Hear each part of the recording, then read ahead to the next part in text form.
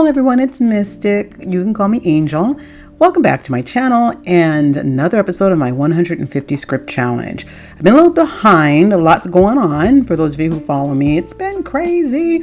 But, my home base of calm and release is actually reading scripts. It's something I really enjoy doing.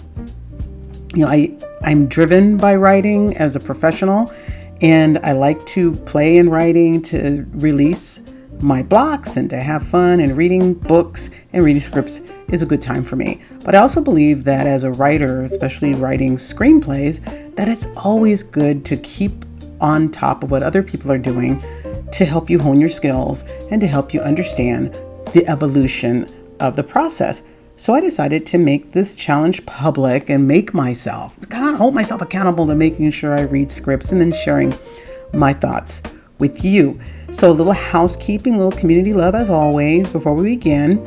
If you love my content, I'd appreciate it if you would support me by liking and sharing and following so that my process gets through the wall of the evil algorithm. And I do appreciate every single one of you. So thank you for hanging out with me. And I love having conversations. Please be kind to each other. For me, this is a safe place for creatives. So please, no arguing, no disrespect. We can have different opinions. These are going to be my opinions from reading the script. I do not do movie reviews, but I do analyze scripts. So it might not be what you remember from the film. And if you want to talk about it, we can talk about it. There's lots of cool things to talk about with all these scripts. So that's it. There's no reason to argue with one another. We're here to get along and be friends, and I love every single one of you. So there we go. Let's get to it. Script number 16 in the challenge is The Thing. 1981's The Thing. What I have here is a draft. It is the second draft of where this, with the script. It is written by Bill Lancaster. Let me make sure I got that right, because I think I was wrong on that. Is that Bill Lancaster? Yes, it was written by Bill Lancaster back in March of 1981, and it is based on a story called Who Goes There by John W. Campbell Jr.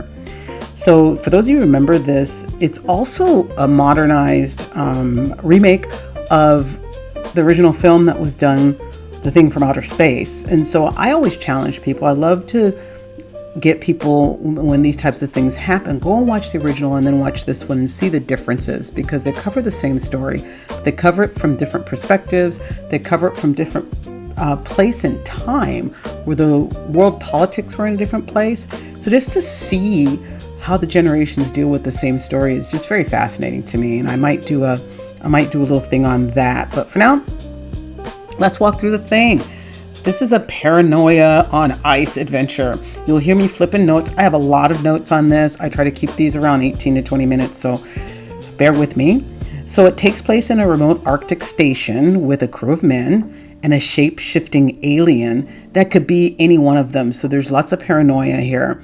There are a few scripts that capture the terror of mistrust like this one. Survival depends on figuring out who is still human. You get that in the film, but boy, does this writer capture it really well in the writing. So lots of spoiler words. If you've never seen The Thing and you don't want to be spoiled, I'm analyzing the script, so we're giving a lot of stuff away. Stop, go watch, and come back. Or listen to this and then watch and see what the differences are. Now, why did I choose this script? I chose The Thing because, again, watching the film, it is a masterclass in writing an ensemble story. Yes, you have a protagonist, and usually there's the protagonist and there you go. But when you have a group of people going through stuff, whether it's a buddy thing and they are resolving an issue together, a superhero, whatever it is, when you have a group of people, I really wanted to see how this shaked out and what this was. Every scene kind of tightens the screws and forcing the reader, to question reality. And I really like that. So it is also a reminder that horror just doesn't have to be about the monster. This horror is about what happens when people lose trust with each other. And so that's why I chose the script. Quick story setup here. Starts off with a helicopter chasing a dog across the Arctic snowfield, leading it to this outpost. the men taking the dog.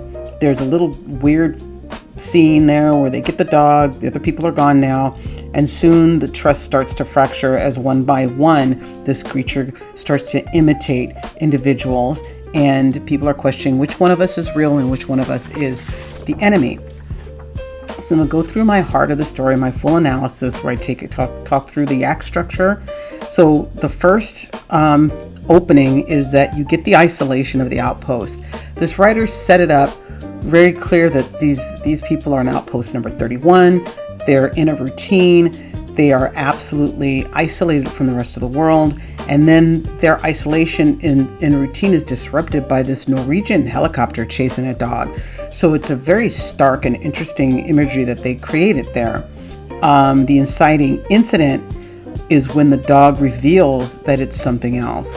And so they get the dog, they bring it in, they're trying to figure out what happened. In the meantime, the dog reveals itself.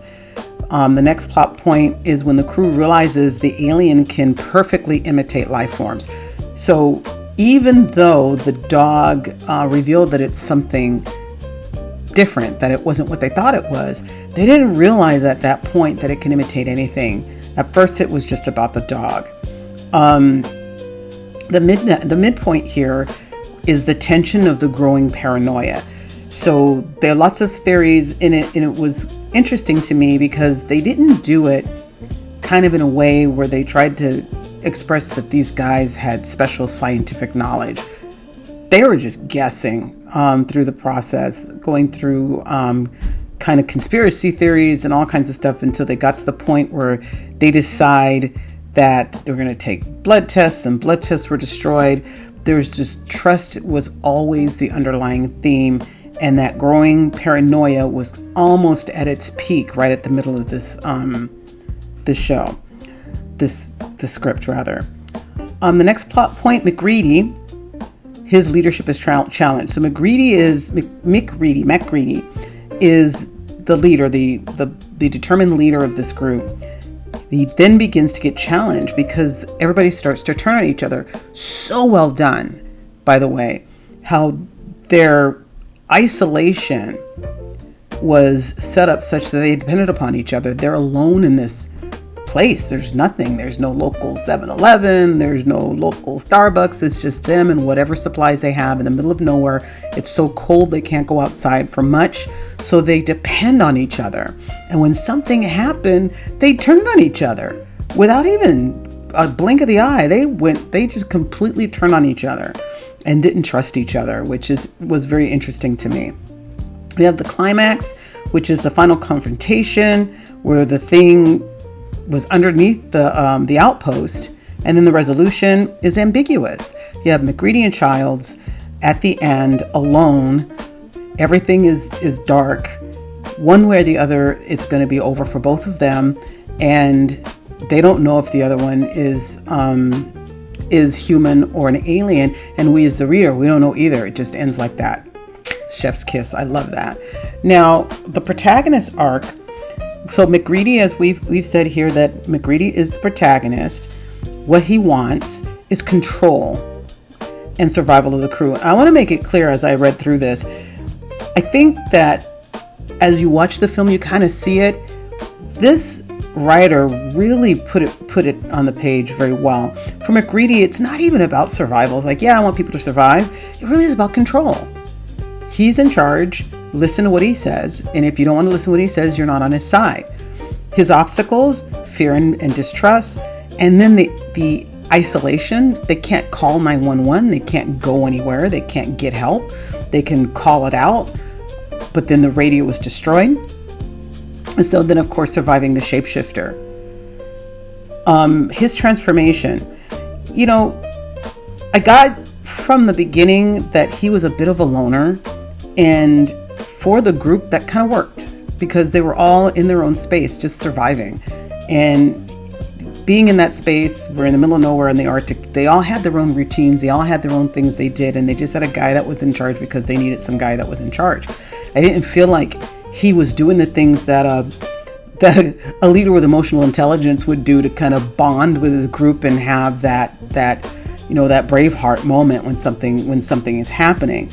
So his transformation was he became more of a leader towards the end, willing to sacrifice himself for the safety of the crew. It was something that he wasn't going to do at the start, and as we get to the end of the story, that's the journey that he ended up in. The antagonist and conflict, the Thing, it's clear the Thing was the antagonist because it was a perfect mimic, made it terrifying, but it made it so that everyone is the antagonist for McReady. His obstacles are everybody, because there's a point in time where he looked people in the eye and he couldn't tell if they were real or not, and he began to distrust even himself. The conflict, survival versus paranoia. Which one is more important? To just be paranoid at one point in time? Do you let go of the paranormal? Ooh, that'd be cool. The paranoia for survival. And this alien is vicious. There is no negotiation, which is great because I don't think McReady would be very good at negotiating. But there's no negotiation. It's just you are gotten rid of. You are unalived, and that's something that's communicated. And I love a story that doesn't give you a reason, because I think that sometimes we spend too much time explaining why the thing is the way it is. But I want to see the action. I want to watch the movie. I want to enjoy the conflict. So I don't need to know all that stuff. I don't need to know what planet it's from. I don't need to know all that stuff. They did a really good job of, here's the alien, go deal with it. And I love that. And then I like to look what the mirror is. And I think that the strength of this alien to mimic people and mirror back to them, and they're mirroring back to the human what it is that they don't trust about humans. And it all just comes to surface. It's like almost like a prejudice comes to the surface. They were so willing to just trust each other. And that's what this antagonist brought up in everybody. There was no fighting to try to maintain trust here. It was just a snap of a button and everybody just trusted each other. I like to apply the hero's journey to every story. So the call to adventure for McReady, who would be the protagonist, I think it's when the helicopter chase and the arrival of the dog, that's the call to adventure. His refusal, he dismisses the Norwegians as just crazy. There's a thought process that if you're out there too long, you can kind of get snow madness, and that's what they thought it was. And so McReady wasn't really like, hey, we need to be prepared. Something bad may be happening. They just assumed that it was nothing and just dismissed it. Of course, there are trials. There's him having to find a solution. There's him having to make sure people can get autopsies. There's him having to deal with violent outbursts. There's him trying the trials of Hercules. He definitely went through trials. And then the transformation, again, he emerges as from the loner, the unsteady, the not interested in anything but just getting through to the end, whatever the end is, finishing the project, whatever the end result is, just getting it done, to a leader, because he needed to be. So he did make that transformation. And then the return, it's an ambiguous end. It is not a solution where, hey, even if in sacrifice the creature is dead, it's ambiguous. But at the same time, it is clear, because even if the thing freezes over, it's stuck there until the next time it has an opportunity to be thawed out. So even if one of them or even both of them are one of these things, there's nothing it can do. So really, it isn't the end that's clear, but it's contained. You know what I mean? It's contained. So I would say his return is he was able to resolve things to the best of his ability, and he accepted it. So he is the hero, but he's not going to survive because he's gonna freeze. And so, yeah, kind of interesting, right? What do I have here? So I have my themes. I outlined some themes. One of them I got that isolation can breed paranoia. And I know that, like, when they take astronauts through their astronaut training and they go through testing. One of the things they do is they test them in isolation, because isolation messes with the head and it can cause all kinds of challenges emotionally. So it does breed paranoia, and this writer got that. They got that. Trust is fragile. Once trust is broken, it can be destroyed. It's easier to break trust than it is to regain trust. And they didn't have that time. Things happen in split seconds. So they didn't have that time like, oh, I don't trust you anymore. Let me work on how you can trust me again. Didn't have that. And then my biggest note I have here is that humanity's greatest enemy might be humanity itself. That was powerful for me. Emotional beats for me, the kennel reveal, dog versus the alien. In the film, that was intense. It was all about the graphics. In the script, it was descriptive and feelings. You got to read the script. It's a really good script. Blood testing, the dread as we go through each person one by one, and then when it's revealed. McGreedy's confrontation with Childs in, who's human. Who is human? You start to want people to be human. You start to suspect people aren't human. So you're going through this process with McGreedy, and the author did a really great job with that. And then the final moment with McGreedy and Childs, where they're just there alone and we don't really know. Hammered it home differently in the script. In the script, it was much more chilling than in the film. And I again, you gotta read the script. A lot of the symbolism, the cold versus the fire as survival tools, how the cold can freeze and the fire can burn. And it's not the only story we've got this in. They use that in Alien too. So, we as creatures have concerns about cold. We don't want to be too cold. We know that can hurt us, and we know that fire can hurt us. So when an author pulls this in, it's going on our own natural instinct, and he uses them both, which is really, really good. The dog as a man's best friend, that's always there helping us and innocent, being the flashpoint of everything that happened, was intense. And then the proof of life being blood. Oh my goodness, that was just so powerful. I didn't get it watching the film. Reading the script, using blood as the proof that we're human was absolute genius. And then again, the isolation, physical and emotional isolation, what it can do to your mind. All places for an alien to drop in and do this is in the middle of these guys are in this mission and they're isolated. Very interesting. So the heartbeat of the thing for me, again, is trust. When under siege, how that trust works. In an environment already hostile to life, suspicion can be deadlier than any danger, including an alien. So it's that trust. That is the underlying heartbeat of this script for me. My key craft lessons that I see here, making every character feel distinct, even in chaos.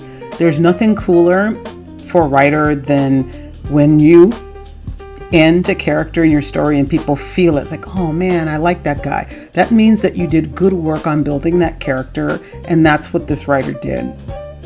Paranoia, I keep wanting to say paranormal. Paranoia as a plot. Creating the conflict, having the underlying theme of it's not the alien that's the conflict, it's the paranoia that's the conflict. Because if they weren't so paranoid with each other, could they have solved this problem sooner than they actually got to it? And my favorite was always show don't tell. Alien reveals in the kennel, pure visual. A lot of things that happen were all about the visual aesthetics and versus telling me about it. And I don't like to be told, I like to see. And then the environment as a character, I see this in writing infrequently, and I love it when it's presented to you like it's a person, like it's a part of the story. And that's what they did with the isolation of the cold. Really great job there. And let me see, I think that's most of my notes. For me, my personal reflection, the script forces me to think about tension. Tension as a tool, as a writer. How much suspense can you mine from people in the room just waiting to see what's happening, waiting to see who's changing, waiting to see what's happening next. It's a reminder that external monsters only work when they expose the internal ones that are working underneath the skin. Fear, mistrust, doubt, that's all beautiful if you can tap into that while you're creating your story. So again, how fragile is trust and how quickly can it be destroyed when we're afraid? Whew. I'm going over, this was a good one. I'll be honest with you, I wasn't expecting it to be as good as it was, because sometimes in these type of horror movies, it's all visual, based on the director and the people and special effects. And you go back to the script and you're like, oh, okay, that's not what it says here. Very, very visual, really well done. I recommend that you check it out if you haven't. I always drop the links where you can go grab some scripts. I would love to hear your comments. If you feel differently, if you have different opinions, if you've read it and you want to engage, I am happy to talk about it. And hey, drop some suggestions on some scripts that you'd like me to look at. This is 16. I'm trying to take it to 150, so I am here for it. I hope you enjoyed this. I appreciate your comments. Again, please like and subscribe. And take care of yourself. Have fun out there reading and writing. And I will talk to you later. Bye-bye now.